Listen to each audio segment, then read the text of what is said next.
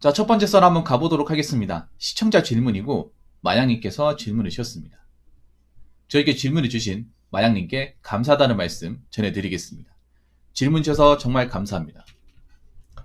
어제 가장 핫했던 소식이 작년 학회 출산율 0.78명이라는데 어떻게 생각하시나요? 참고로 24만 9천 명이 태어났다고 합니다. 제가 보기엔 많아 보이는데 많아 보이나요? 마양님 생각보다 시야가 좁으시네요. 예. 이게 여러분 많아 보이는 게 아니죠. 이걸 많다고 생각하면 좀 대한민국의 현상을 간파하지 못하는 겁니다. 왜냐하면 이게 지금 올해를 기점으로, 올해가 아니라 작년부터 우리나라 인구가 줄고 있습니다. 늘어나는 게 아니라 줄고 있어요. 왜냐하면 왜 줄고 있냐 하면 태어난 수 이상으로 죽는 사람이 더 많아요. 그래서 제가 이 썰을 하기 전에 작년에 24만 9천 명이 이제 태어났다고 하는데, 그러면 작년에 얼마나 많은 사람이 돌아가셨을까? 알아보니까 작년 사망자 수는 몇 명일 것 같아요? 지금 24만 9천 명이 태어났다고 했잖아요, 작년. 그러면 작년 죽은 사람들 몇 명일까요? 37만 명입니다. 이 차이가 꽤 많이 벌어지죠. 그러면 종국적으로 우리나라 인구는 12만 1000명이 줄어들었다는 거예요.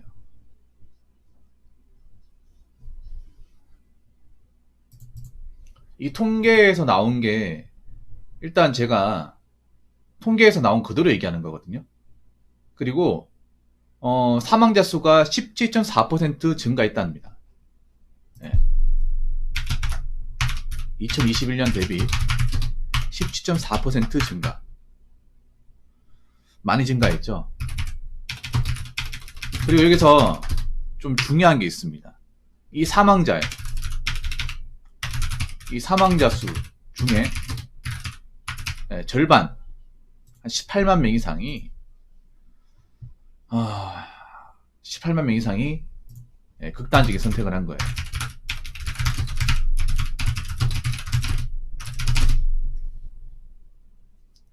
제가 직접적인 그 단어 언급은 피할게요. 유튜브에 좋아하지 않기 때문에. 그러니까 뭐 병에 걸려가지고 사고로 죽는 건 우리가 뭐 불가항력적인 거기 때문에 인간 노력으로 이걸 극복할 수 없잖아요.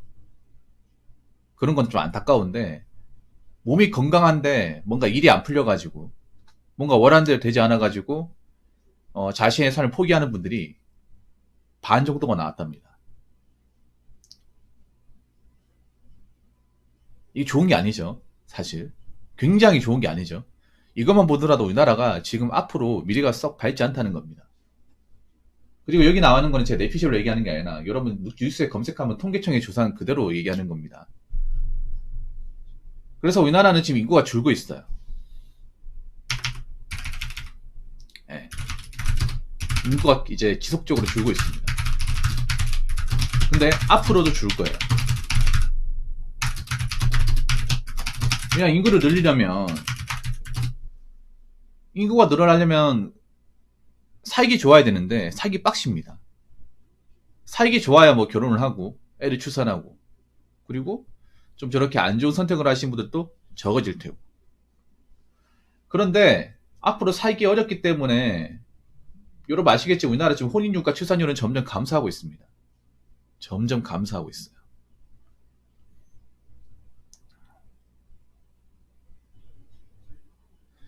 그리고 살기 어려우면 또 안 좋은 선택을 하는 친구들이 좀 늦지 않을까. 왜냐하면 우리나라가 지금 보면 빚쟁이들이 너무 많아요.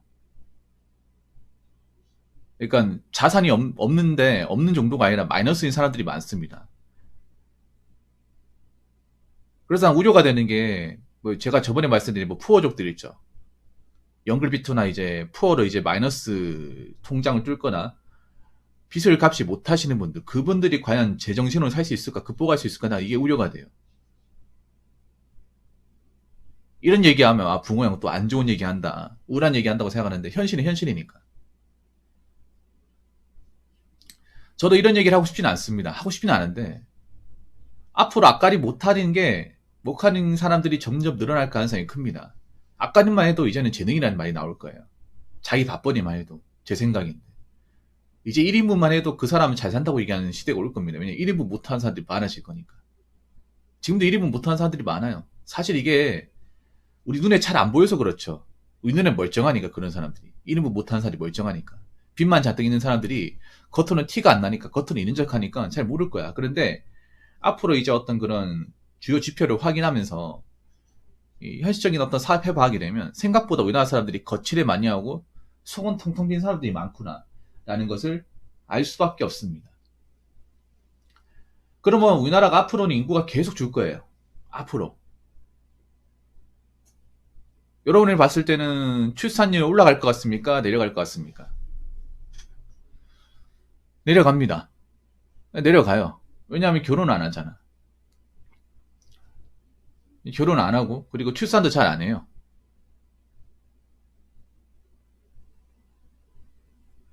그리고 제가 말씀드린 대로 결혼 안 하기 때문에 미혼 남녀는 점점 더 많아집니다. 미혼 남녀. 그러니까 아르포 세대는 개체수는 점점 증가하는 거예요.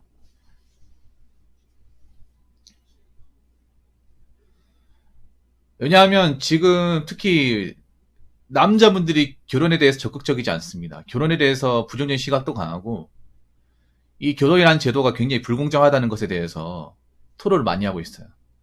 뭐 그건 여자분도 마찬가지겠지만 근데 우리나라 대한민국 구조상 결혼을 하려면 남자의 어떤 경제적인 능력과 재산적인 부분 그리고 선택적인 부분이 절대적인 걸 차지하기 때문에 사실 남자들이 결혼 안 하면 여자분들 결혼 못 합니다. 엄밀히 말하면. 엄밀히 말하면 많아요. 그래서 미혼 남녀가 많아진다는 겁니다. 그러니까 출산율이, 그러니까 인구가 감소한다는 거는 결혼 안 하고 사실 분들이 진짜 많아진다는 거예요.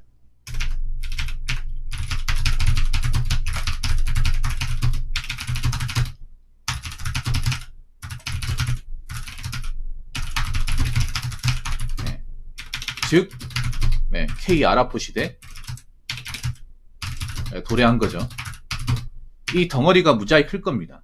제가 봤을 때는.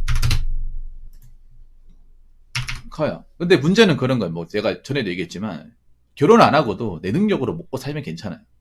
그런데 결혼 안 하게 돼서 내 능력 먹고 사신 분들이 남자들도 뭐 많다고 볼 수는 없겠지만 여자분들은 정말 없을 거예요. 제 생각인데 여자분들은. 왜냐면 여자분들이 아랍 세대를 인식한다면 돈을 허투루 쓰면 안 돼. 왜냐면 여자들이 솔직히 말해서 나이 들어서 이 경제 사회에서 존속하고 이제 버틸 수 있는 어떤 그런 확률 자체가 굉장히 떨어지거든요. 회사 근속 기간이나 뭐 이제 오래 다닌 사람들 보더라도 여자분들 중에 10년 이상 다닌 사람들이 드물어요. 20년 거의 없어요. 그럼 여러분 회사를 보면 알잖아요. 보통은 여자분들이 취업을 해도 결혼할 때까지만 다니고 보통 이제 애출산하면 그만두잖아요. 보통 이게 국룰이지 않습니까? 워킹만 많았다고 하지만 생각보다 숫자는 적고요. 그리고 40대, 50대까지 돈을 벌기 힘들어요. 그래서 여자분들도 결혼 안 하게 되었을 때 대비를 해야 되는데 문제는 그런 거예요. 미디어에서 이런 부분에 대한 얘기를 일절 안 한다는 거예요. 이걸 제가 얘기하고 있어요. 제가 얘기하면 안 되죠. 정말 지금 이제 미혼 남녀가 많아지고 결혼 못하는 이제 여자분들 많아지면 어떻게 먹고 살지에 대해서 좀 현실적인 어떤 답안이나 좀 방법론에 대해서 얘기해야 되는데 전혀 엉뚱한 얘기하고 있습니다. 전혀 엉뚱한 얘기. 그래서 상당수의 이제 결혼 안 하신 분들은 데뷔를 못 할 거예요. 제가 봤을 때는. 지금 데뷔가 되어 있는 사람도 별로 없잖아. 엄밀히 말하자면. 자, 이렇게 되면 이제 출산율 감소하면 이제 학교가 없어지겠죠. 이제 교육으로 먹고 사는 사업도 점점 감소하겠죠. 유치원 같은 것도 없어지고 어린이집도 없어지고. 그리고 요즘에 문제가 뭐냐 하면 이게 출산을 적게 하니까 말이죠. 그 애를 돌볼 수 있는 어떤 기간도 적어지고 있어. 그래서 애가 태어나도 맡길 곳이 없어서 이 낭패를 보고 있다는 기사도 봤어요.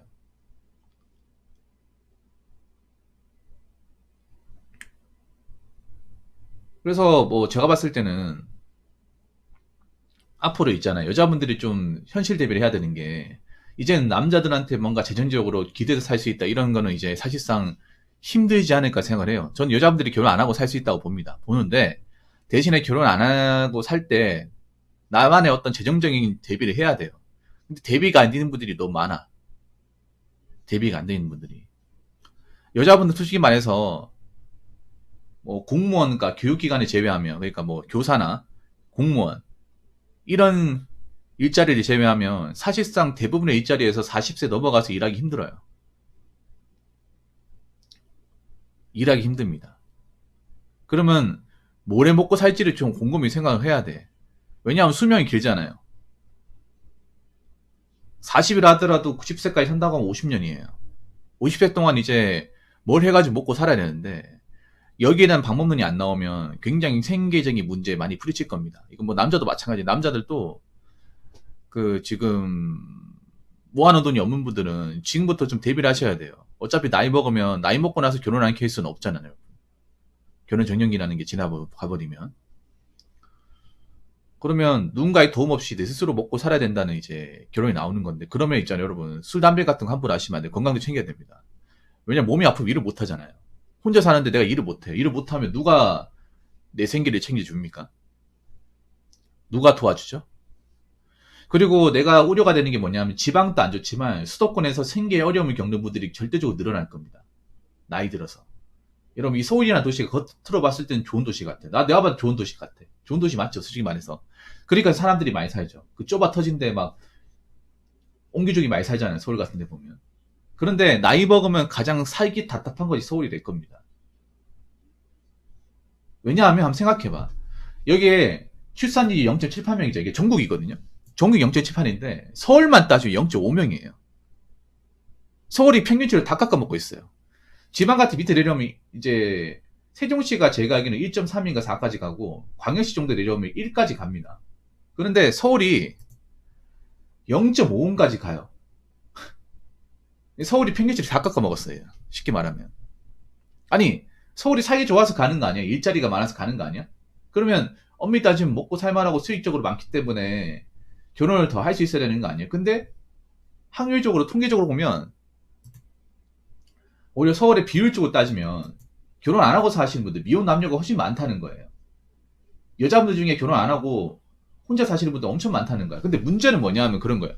서울은 여러분 돈을 많이 벌 수도 있겠지만 돈을 그렇게 많이 버는 직장은 많지가 않고 문제는 뭐냐면 서울을 살아가는데 드는 비용이에요.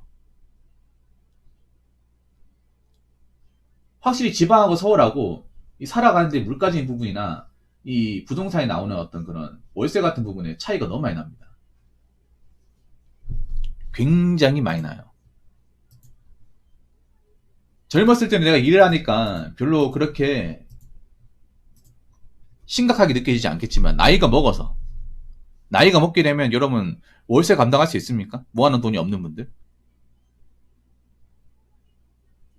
월세 감당할 수 있어요? 앞으로 월세 쭉쭉 올라갈 텐데 이게 일본하고 똑같이 갑니다. 일본도 어떻냐면 수도권 지역만 이제 인프라가 늘어나고 그쪽으로 몰리다 보니까 문제가 어떻게 되냐면 수요가 많으니까 월세만 천정부지로 올라가는 거예요. 이게.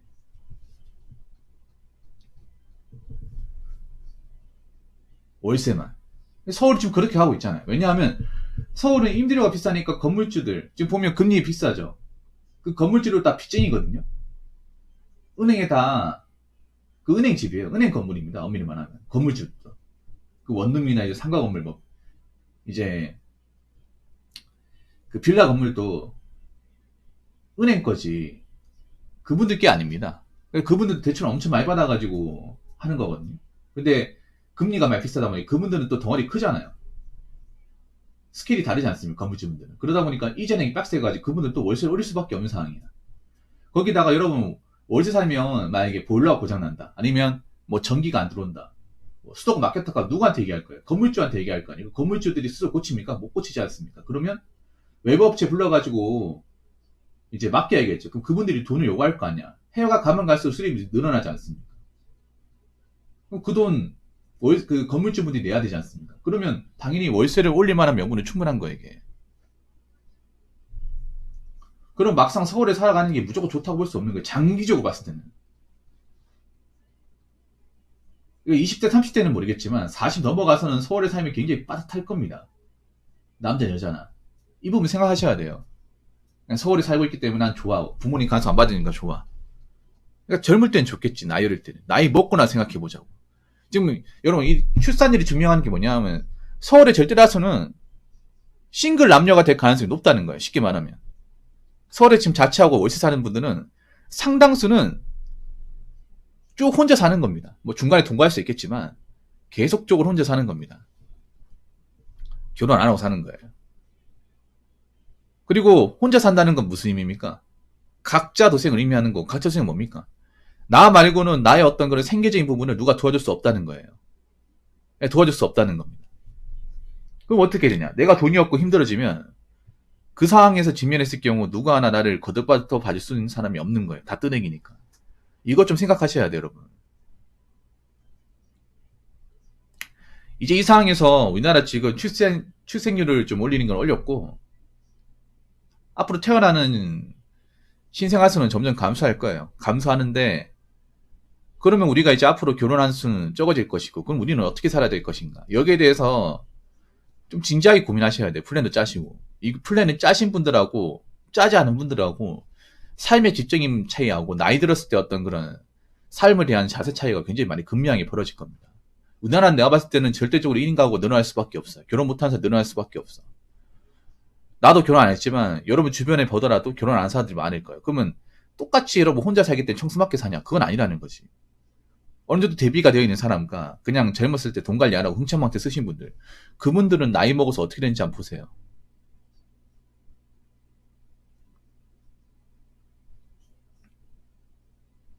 그 부분에 대해서 각자 명쾌한 해답이 안 나와 있으면 지금부터 여러분 돈 함부로 쓰면 안 됩니다. 돈을 모아야 돼요. 오히려 지방보다 서울에 있는 분들이 돈을 모아야 됩니다. 앞으로 서울은 계속 물가가 올라갈 거예요. 지금도 올라가고 있잖아요, 여러분. 배달 물가나 음식값이나 그리고 이제 그런 인프라에 드는 비용, 월세 같은 것들 이런 것들은 지방하고 점점 가면서 갭 차이 벌어지고 있어요. 결국 그 여러분들이 부담하는 거잖아. 살고 있으면. 내가 벌이 상황이 안 좋을수록 모아놓은 돈이 없을수록 그런 걸 유지하면서 버틴기가 더 힘들 거예요. 더 힘들단 말이야. 이거 생각해야 됩니다. 그리고 지방에 사시는 분들도 꼭 결혼이 아니라 하더라도 내 살 길은 잘 돌봐야 돼요. 대비를 하셔야 됩니다. 이제 와서 뭐 출산율 올리자고 뭐 마음에 맞지 않는 사람하고 결혼하는 것도 웃기잖아요, 여러분. 이게 여자분들도 좀 변하셔야 돼요. 여자분들도 이제 뭐 취직 같은 걸로 뭐 커버치고 이런 세상 안 됩니다, 이제. CR도 안 먹힙니다. 그러면 지금 나이가 한 30대 중반 가신 분들은 사실상 내가 봤을 때 미혼이에요. 쭉 미혼입니다. 알아보고 가시는 거야. 그러면 내가 아랍 사례 들어가도 누군가의 도움 안 받고도 내 능력으로 재정적인 대비나 안정적인 부분을 책임질 수 있어야 됩니다. 나라에서 도와줄 수 있냐? 나라에서 도와주기 힘들 거예요. 왜? 나라도 어렵기 때문에. 그렇기 때문에 앞으로 이제 출산이 낮아지고 뭐 인구는 줄어들 텐데 이럴 때일수록 여러분 냉정하게 생각하시고 난 어떻게 살아갈까를 잘 고민하시고 각자 잘 대비하시기 바라겠습니다. 자, 이상으로 첫 번째 썰 마치도록 하겠습니다.